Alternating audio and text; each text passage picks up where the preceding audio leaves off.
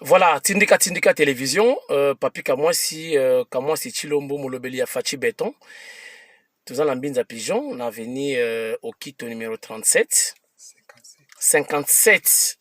Voilà, donc la résidence il y a Kitengeyezu. Donc je vous confirme que Kitengeyezu a Koufi. Je crois que Kitengeyezu a représenté dans l'émission. Bouyeba Azalaki Nani auprès à Maréchal Mobutu.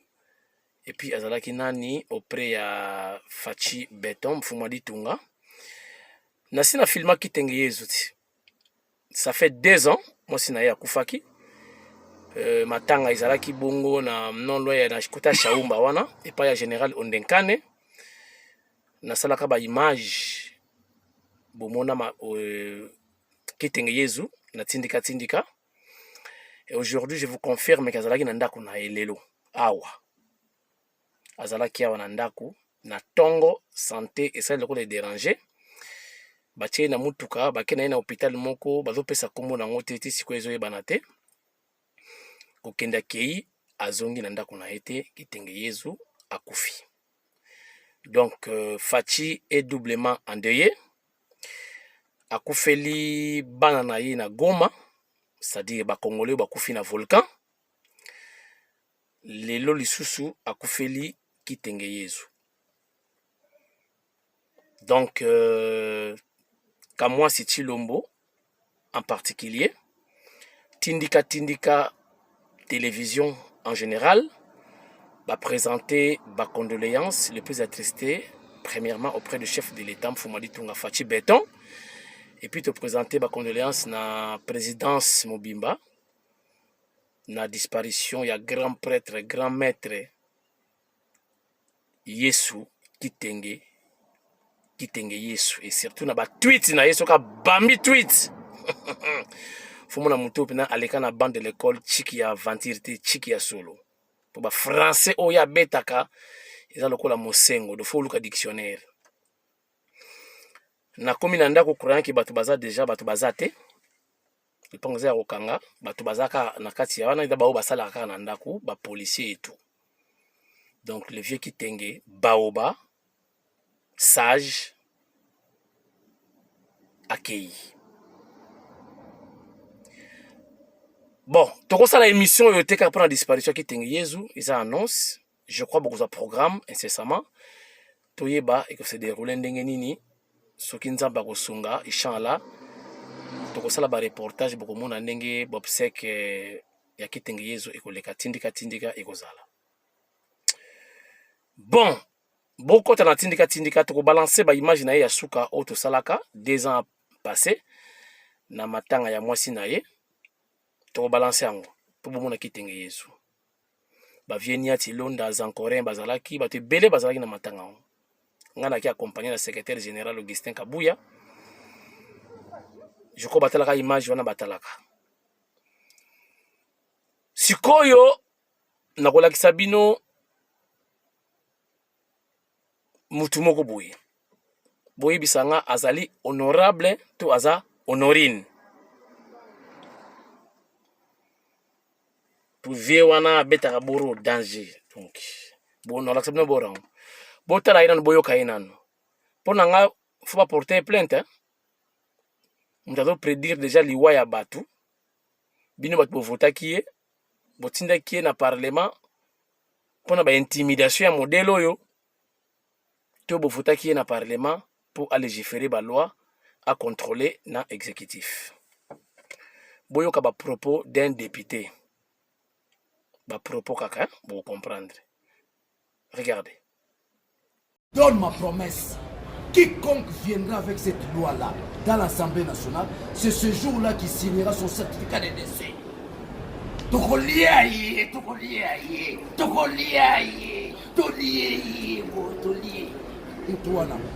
avons raté en 2018. C'était pas une faiblesse. Donne ma promesse. Quiconque viendra avec cette loi-là dans l'Assemblée nationale, c'est ce jour-là qui signera son certificat de décès. Nous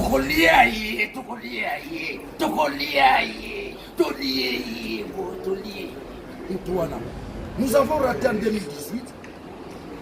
c'était pas une faiblesse. Donne ma promesse. Quiconque viendra avec cette loi-là dans l'Assemblée nationale, c'est ce jour-là qui signera son certificat de décès. Nous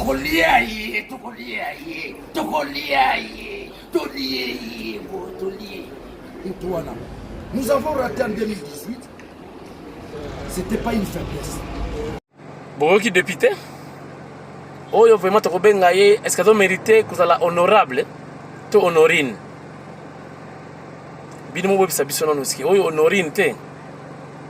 C'est triste, hein? Na kati chik na kimi na auditoire mbango pona sala bino vidéo oyo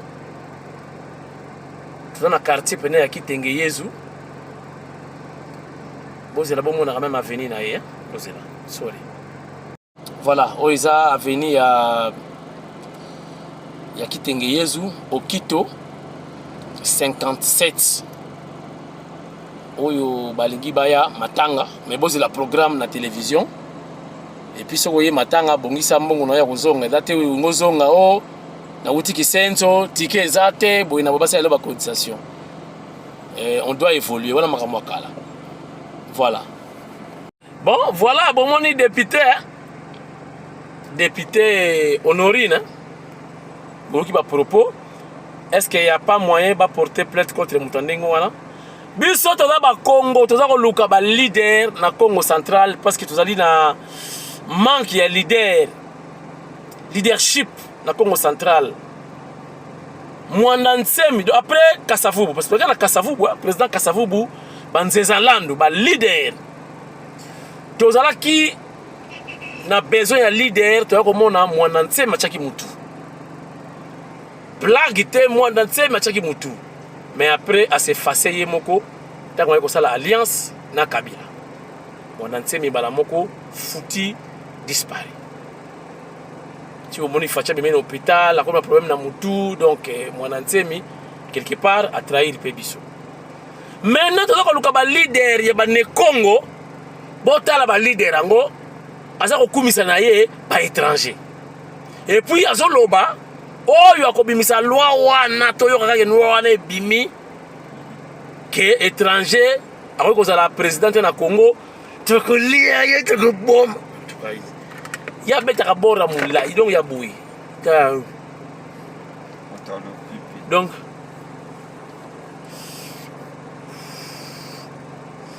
Donc, na bankota, oui, comme on a souka, on a fait aussi, mais est-ce que vous comprenez? Est-ce que les députés a bouillé trop compté na bango? Donc, il y a beaucoup de députés rôle na ezanini. Mission na ezanini. Un député qui devient un défendeur des étrangers. C'est pitoyable. Il défend maintenant des étrangers. Pour na Katuku Bianza, moi et loco, moi ne fisque, moi de la part. Fima, fi, Kimakimbi. Fima, fi, Kimakimbi. Le cotro. Bazo c'est kabiso, hein. Mais pourquoi pas Moïse a postulé dans Israël où repose son père? Qu'il aille là-bas. A qu'il mire de lamentation. A qu'il se lamenter. A qu'il postuler. Il a ce droit-là parce que le papa n'a pas israélite. Asa Mouyouda. Mais où est le problème? Azo qui n'a pas de pour nous? Alinka à Congo. Un pêcheur qui est avion, un pêcheur, un vendeur de bitoyo à son avion, il a le couteau, il a mon uranium. Voilà, ne Congo, au lieu de bisabiso que non, à l'okaba voter la loi, à l'obelanzela, manterne, tichela et koufa,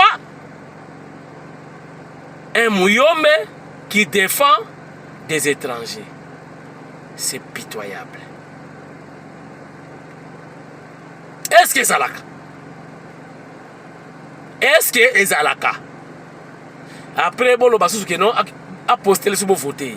Bato bako zonga na parlementaire. Bako zonga na parlementaire, ba Honorine. Ils ont mawa, on a pensé qu'ils ba voix, ils ont mawa.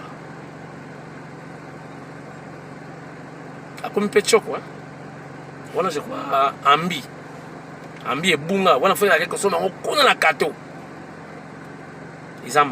Izamawa.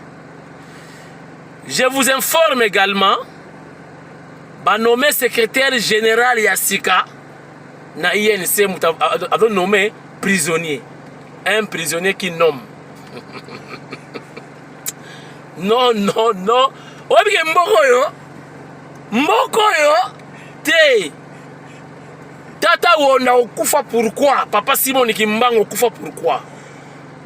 Est-ce qu'on a des prophètes dans ces pays? Un prisonnier qui nomme a nommé secrétaire général pe bandimiango. Donc na mona ba INC ndenge moko na parti à MLC ya Bemba na prison pardon nommé batukaka kona la ye.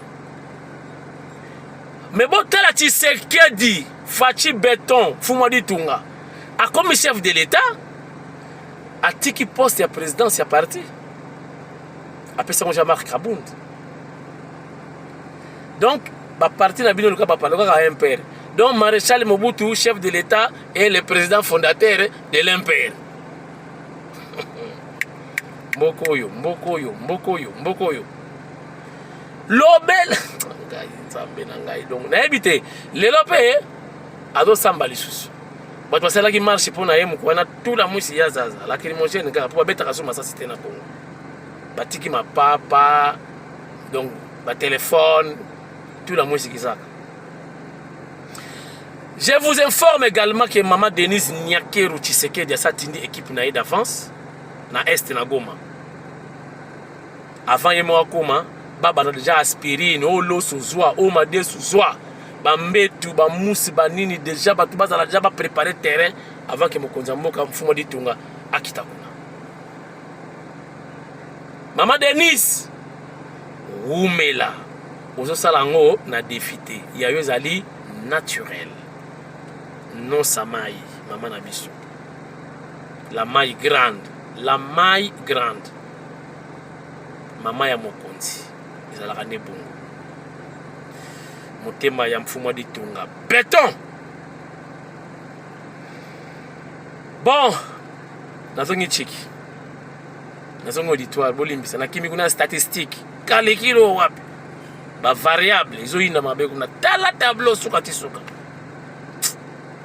mwaka BCB timenazonga kaka nasala émission yo rapidement pour l'information na confirmer que kitenge Yesu akei kopema akei na séjour des morts ici kapto ozela Yesu Christu timo ko la ko sambisa biso soko melaki lotoko ko samba omelaki angene ona Augustin Kabuya benga angene yo soko melaki angene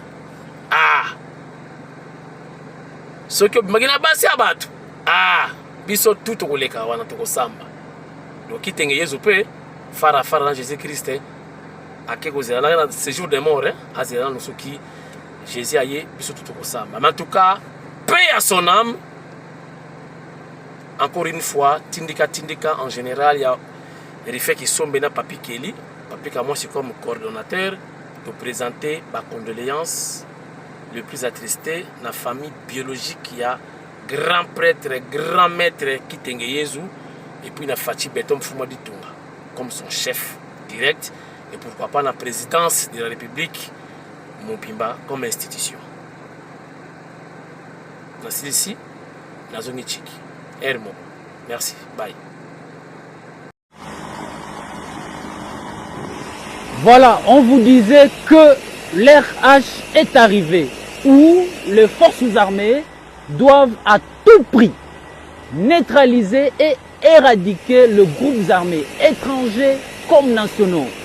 Nous sommes à l'ère où les forces armées se déploient de plus en plus en hommes et en matériel. Derrière moi, vous avez vu comment ça c'est la troisième lot des avions de chasse et de combat ici en Ituri. L'état de siège est là. Que le bon citoyen se retire. Comme le président de la République, commandant suprême des forces armées, avait bien annoncé que notre riposte sera impitoyable. De la même manière, ici en Ituri, sous le commandement du lieutenant-général Luboya Kashamadeni, la frappe des forces armées sera sans état d'âme, sera sans état d'âme. Il est grand temps que tous les miliciens déposent les armes sans condition. Nous allons mener ces opérations comme ça a été à Ezekere et il est grand temps que le bon citoyen se retire. Vous voyez comment nous nous rangeons déjà à l'ordre de bataille utile pour traquer le milicien et leurs complices jusqu'à leur dernier retranchement. Et ça sera sans état d'âme. Bendele Ekweyate, depuis l'aéroport de Mourongo, lieutenant Jules Ngongo, pour le compte du service de communication et d'information des forces armées.